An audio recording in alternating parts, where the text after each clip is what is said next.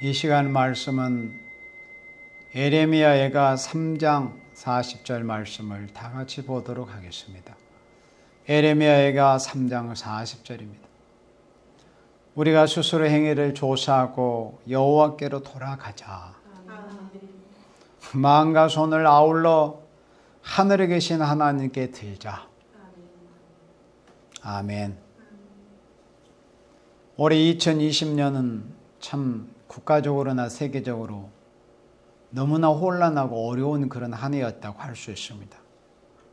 또 한국교회의 모습을 볼 때 예배를 드리지를 않게 된 그런 모습들은 우리가 지금껏 살아오면서 보아온 그 어떤 처참한 상황보다도 가장 처참한 그런 상황으로 보여진 이런 한 해였습니다. 그런 가운데서도 하나님께서 우리들에게 이 한 해 은혜를 베풀어 주시고 매일 드리는 예배가 끊어지지 않도록 은혜를 베푸시고 저희들로 하나님께 예배 드릴 수 있도록 매일 드리는 신령한 예배, 조속으로 예배 드릴 수 있도록 은혜를 베풀으신 우리 하나님께 무한한 감사, 찬양, 영광을 다시금 돌립니다.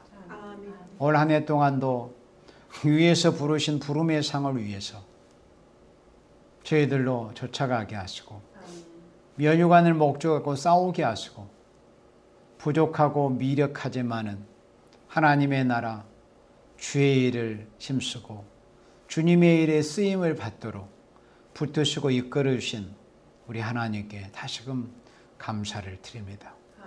그 은혜를 입은 우리들은 이제 멀지 않은 장래에 다시 오실 구름을 타고 모든 백성들이 다 볼 수 있도록 재림하실 신랑으로 오실 예수님을 기다리며 이 시간도 간절한 사모하는 마음을 가지고 주님이 오시기를 기다리면서 이 시간 우리 하나님 앞에 예배를 드리도록 하겠습니다.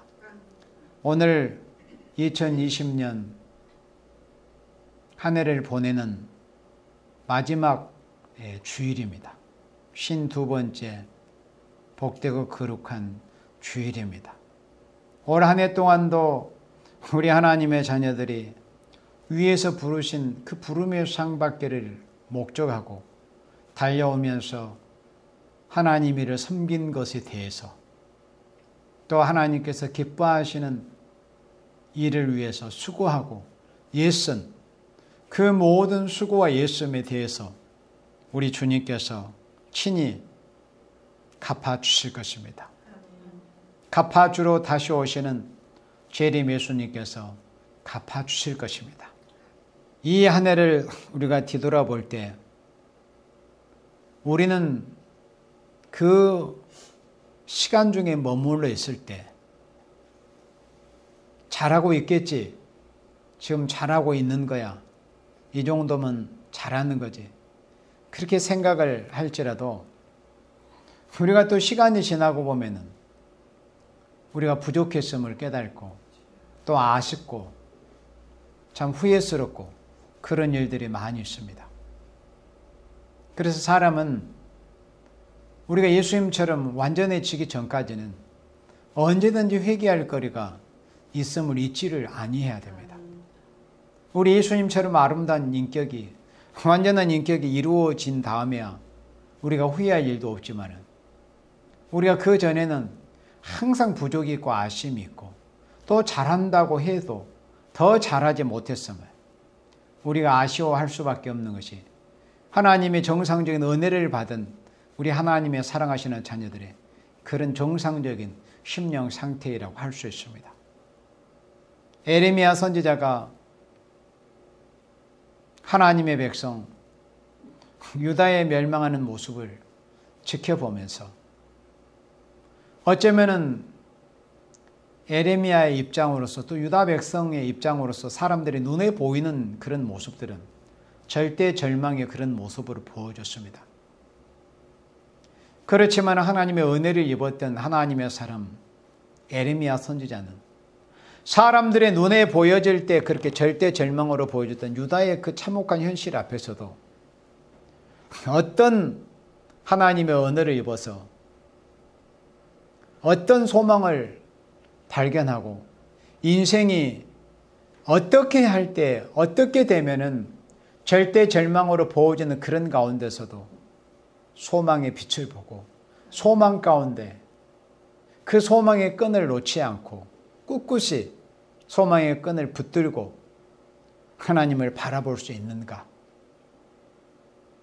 그러한 모습을 보여준 선지자가 바로 예레미야 선지자였고 또 그런 소망을 보여주시는 말씀이 예레미야 예가입니다. 예레미야 예가는 참 1장부터 읽어보면 참 처참한 상황이 연이어서 전개가 됩니다.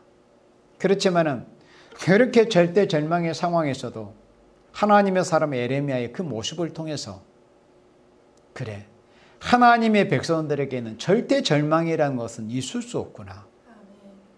사람들의 눈에 보여질 때는 절대 절망으로 보여질지라도 하나님의 백성, 하나님의 자식들에게만큼은, 하나님의 백성들에게만큼은 절대 절망이라는 것은 존재할 수 없구나 하는 것을 이 예레미야 예가를 통해서 우리가 읽어볼 수 있어요.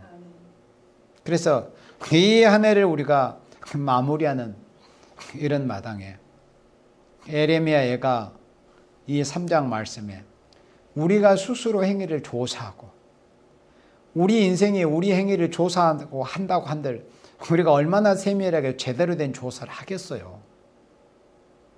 그렇지만은 우리가 하나님의 은혜를 입은 대로 하나님의 말씀 지식을 아는 대로 또 받은 지혜대로는 우리가 정말 세밀하게 어떤 세상에 수사하고 판결하는 자들의 그런 편벽됨과 같은 그런 편벽됨이 없이 정말 우리가 하나님 앞에서 숨길 게 뭐 있어요? 하나님 앞에 토설하지 못할 게 뭐 있어요? 우리가 감춰놓는다고 한들 감춰줄 수가 없고 토설하지 않고 입 다물고 있다고 해서 그게 우리 주님께 보여지지 않는 것이 아닌데 우리는 어차피 주님이 다 아시는 건데 그걸 우리가 다 하나님 앞에 토설해 내는 거예요. 그래서 우리 스스로 행위를 조사하고 우리가 이 시점에서 우리 스스로 2020년 한 해를 조사해 보는 거예요. 2020년은 우리가 육신적으로는 참 힘든 한 해를 지내왔습니다. 특히 우한 코로나 사태 이 초기 때 우리가 마스크 대란이라고 흔히 하는 대로 마스크 살려고 줄까지 서는 그런 처참한 시기도 우리가 지내왔습니다. 그래서 백성들이 무지하고 백성들이 하나님을 두려워함이 없다 보면은 잘못된 지도자들을 선출하다 보면은 그 결국 이 고통의 몫은 고스란히 백성들에게 다 안겨지는 거예요. 그런 것을 지난 한 해 동안 우리는 우리의 몸으로 경험을 했습니다. 그러나 그러한 그 고통이 누구 탓을 하겠으며 지금 이 정복 정권의 탓을 하겠으며 누구의 탓을 하겠어요? 물론 저들이 잘못이 없다는 것이 아닙니다. 크게 잘못했죠. 그러나 우리 하나님의 사람들은 그보다 더 근원을 생각해 보는 거예요. 결국 이 모든 죄의 근원은 하나님의 백성들에게, 하나님의 교회에게, 하나님의 종된 자들에게 있다 하는 것을 생각하면서 그래서 예레미야 선지자는 바로 그런 심정으로 유다가 멸망해가는 그 처참한 상황을 보면서 자기 눈으로 자기 종족이 바벨론 군대에서 끌려가는 그런 모습을 보았어요. 자기 동족들이, 형제 자매들이. 그런 처참한 상황에서 사람들이 눈에 볼 때는 그러니까 절대 절망의 상황이었습니다. 그런 가운데서도 소망의 빛, 소망의 빛을 보게 된 거예요. 그게 뭐냐면은 다른 게 아닙니다. 바로 회개입니다. 그래서 오늘 본문 말씀에 예레미야 3장 29절 말씀에 이런 말씀이 있어. 입을 티끌이 대자다. 우리의 입술을 티끌이 대라는 게 뭐예요? 땅바닥에 납작 엎드리라는 거예요. 땅바닥에 납작 엎드려지라는 거. 땅바닥에 납작이 엎드려져라. 최대한 자세를 낮추어라. 그러니까 가장 낮은 자리에서 가장 비참하고 낮은 자리에서 하나님 앞에 네 죄를 토설하라는 거죠. 우리의 죄를. 네 입을 티끌이 대일지어다. 입을 티끌이 댄 자세가 사람의 육체적인 모습으로는 가장 낮은 자세가 아닙니까?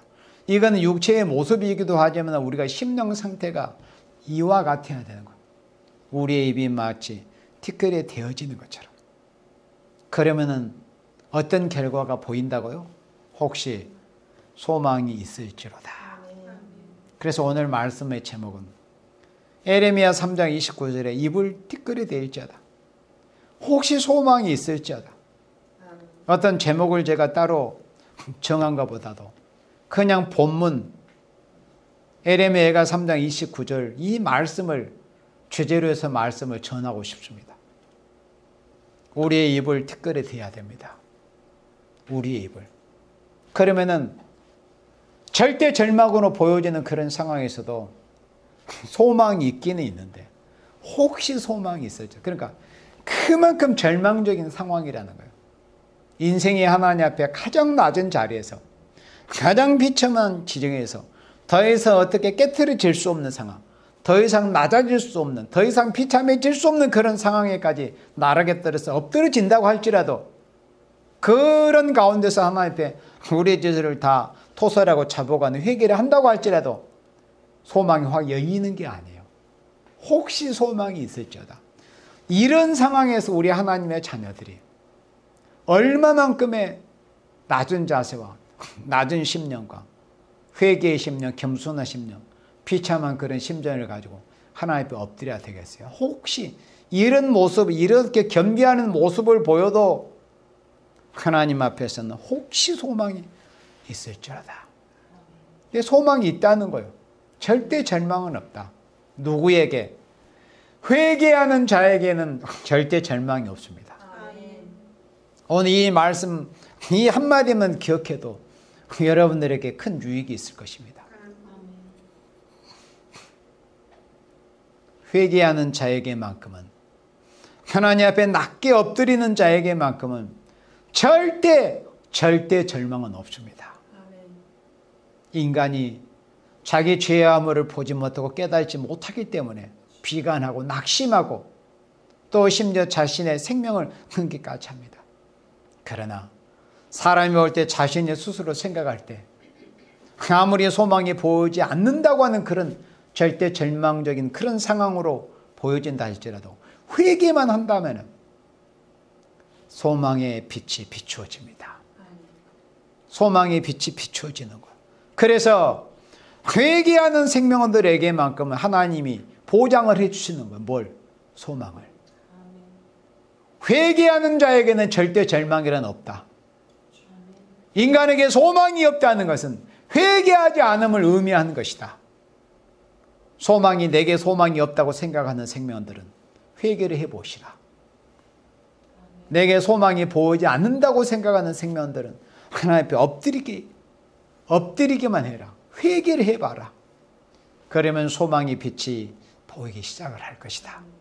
이것이 에레미야 선지자를 통해서 우리에게 주시는 교훈이며 소망입니다. 우리는 입을 티끌에 대야 됩니다. 소망이 있다고 했습니다. 이 한 해 우리가 지내온 길을 시간들 생각해 보면은 참 회개할 그런 일들이 무던히 많이 생각이 날 겁니다. 또 아쉽기도 하고 후회도 하고, 물론 절대 불가능하지만 가능하기만 하다면은 그 시간으로 그 날짜로 돌아가고 싶은 그런 생각도 하게 될 겁니다. 그걸 느끼는 생명이 돼야 돼요. 그걸 깨닫는 생명이 돼야 됩니다. 그래야 소망이 있어요. 그래야 참된 회개가 터져 나옵니다. 뭔가 잘못된 것을 느낌이 있어야 됩니다. 우리가 과거에 절대 집착하거나 매달려서는 안 되지만 후회할 일에는 후회를 할 줄 아는 사람들이 돼야 됩니다. 후회를 할 줄 아는 사람. 그래야 소망의 빛이 보이기 시작을 하는 거예요. 에레미야 선지자는 하나님의 백성의 멸망을 지켜보면서 이렇게 하나님 앞에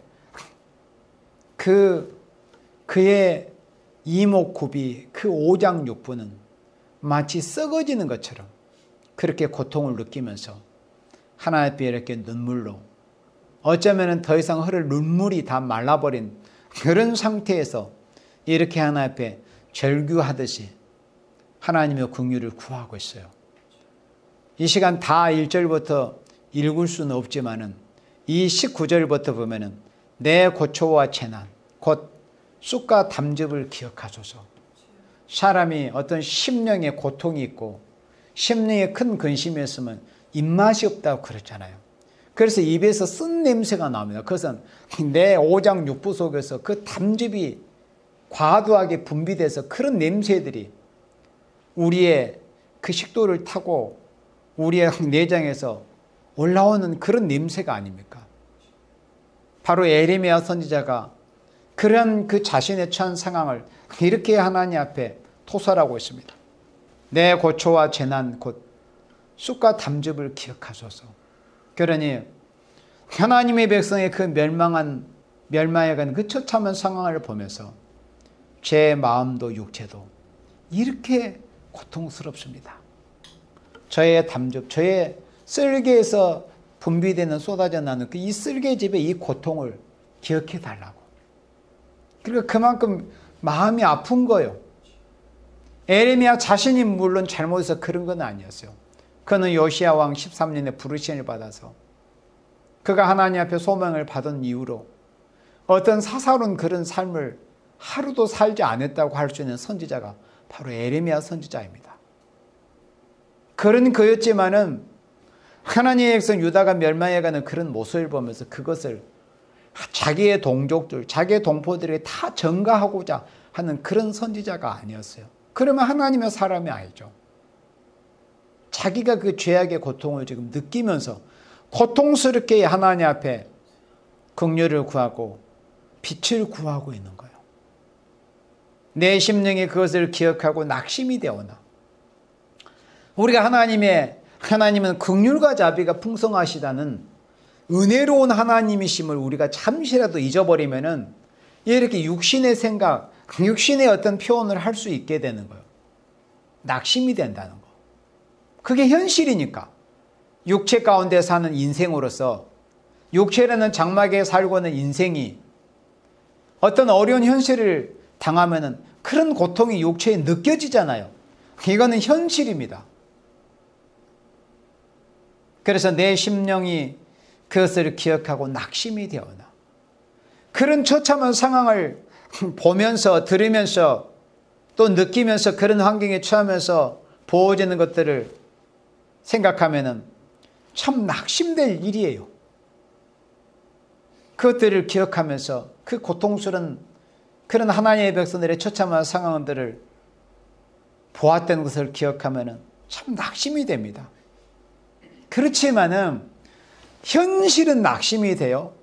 현실은 낙심이 되지만은 21절에 중심이 회상한 적 오히려 소망이 있사오면 우리 기독교인 하나님의 백성들은 아까 말씀한 것처럼 결코 절대 절망이란 있을 수 없다. 사람이 볼 때는 절대 절망, 도저히 빛은 보이지 않는구나. 살 길이 없구나. 이제 우리는 다 죽었구나. 하나님의 긍휼을 구할 수가 없구나. 이제 회개가 무슨 소용이 있으랴. 이 시점에서 이미 늦어버린 것을. 그러나 하나님께서 그 은혜를 다 몰수히 걷어가시기 전에는 절대 절망은 없습니다. 다만 어떠할 때? 회개할 때. 회개할 때. 그래서 에레미야 선지자는 그런 상황에서도 중심에 해상한 적 소망이 있사오면 왜 소망이 있느냐?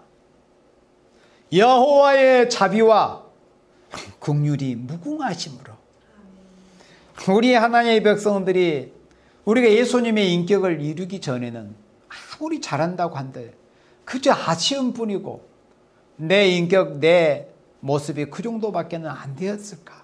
그런 아쉬움, 큰 아쉬움이에요. 그리고 과연 우리 지난날의 어떤 과오나 큰 범죄에 대해서 과연 용서나 받을 수 있을까? 어떤 그런 절망적인 생각을 들 때도 있을 것입니다. 그러나 우리가 섬기는 하나님은 어떤 분이신가? 하나님은 자비와 긍휼이 무궁하신 하나님이신 것을 결코 잊지 않아야 돼요. 그걸 잊게 만들어버리는 것이 누구의 수작이에요? 마귀의 수작입니다.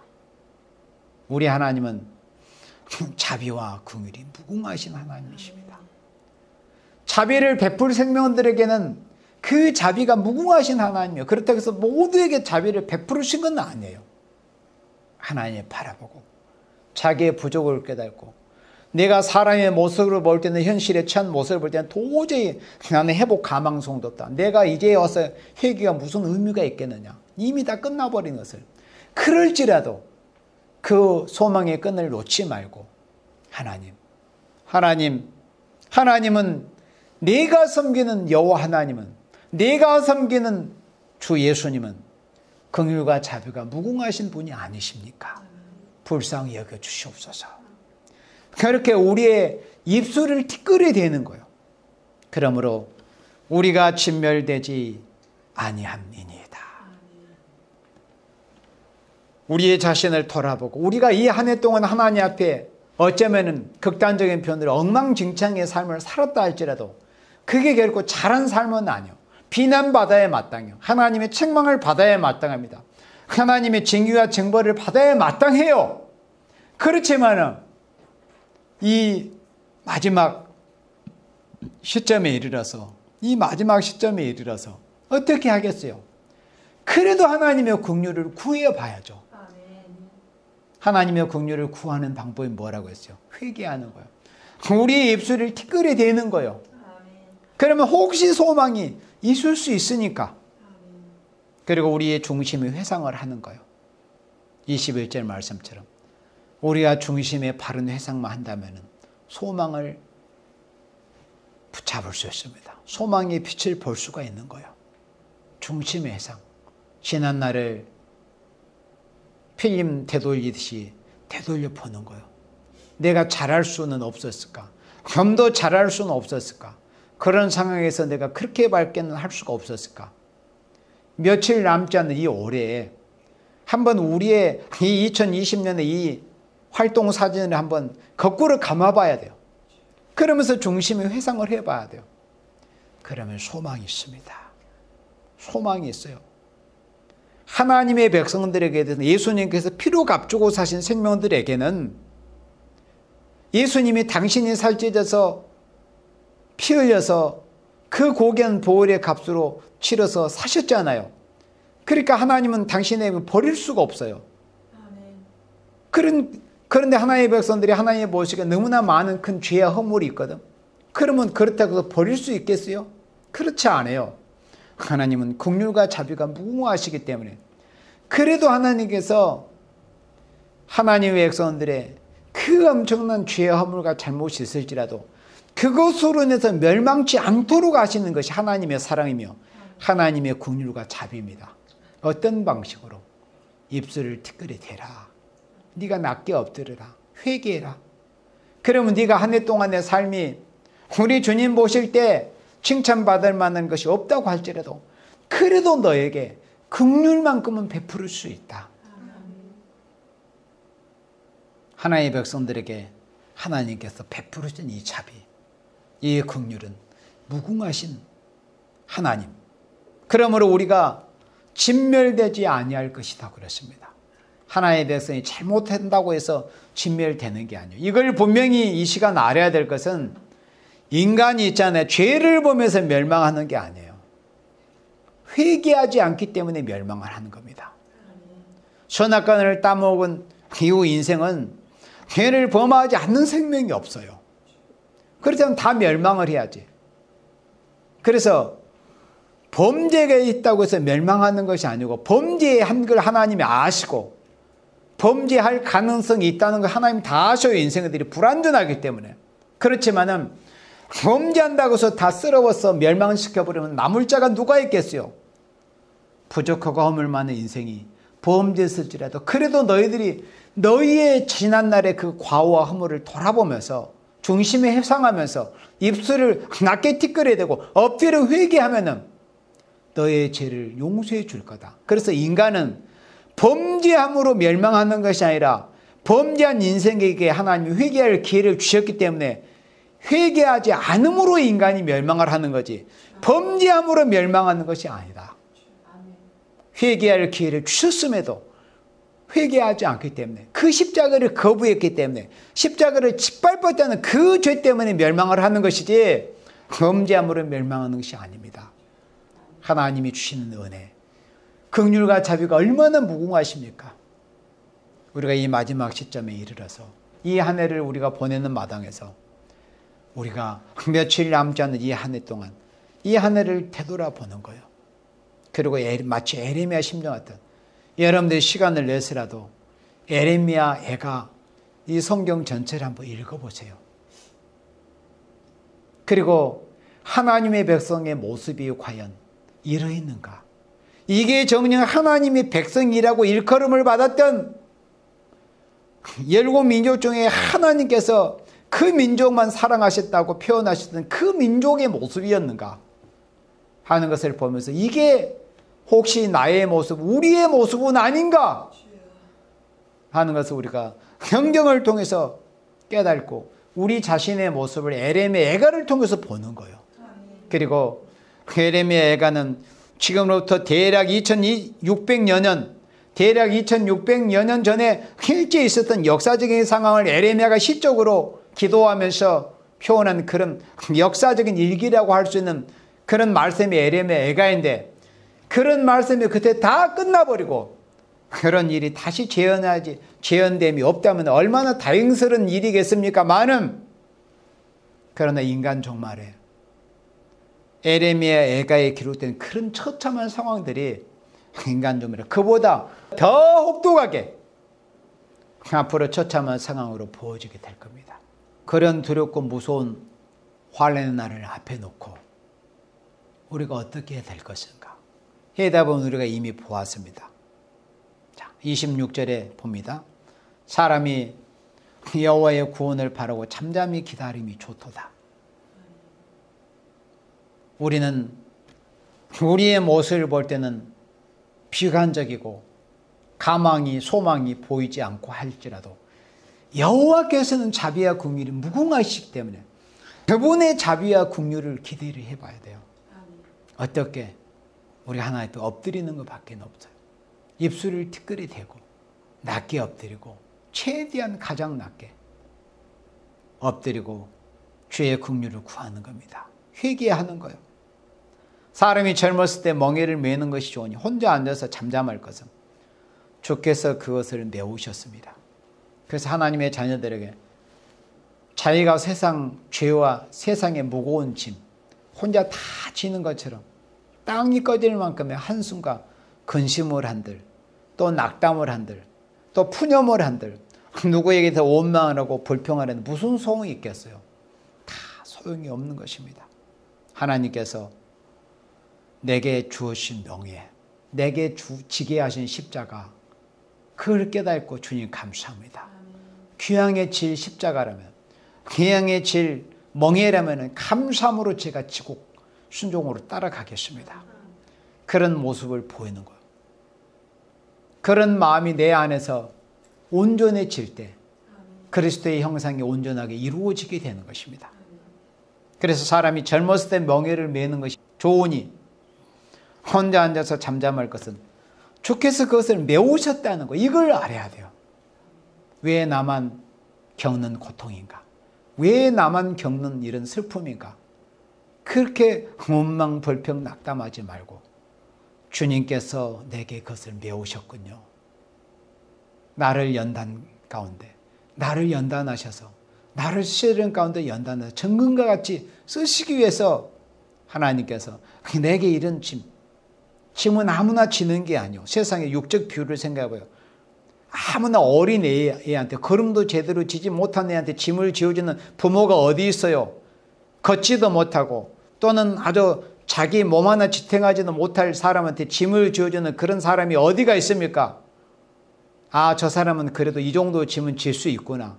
이 정도 짐은 이 정도 웬만큼 무거울지라도 저 사람을 질 수 있어. 그러니까 그 어떤 사람의 체력과 힘에 맞춰서 사람들이 짐을 지기도 하고 지어주기도 하지 않습니까? 하물며 하나님께서 우리 인생의 사정을 인생보다 더 아시는 주님께서 각인의 형편을 모르시겠어요?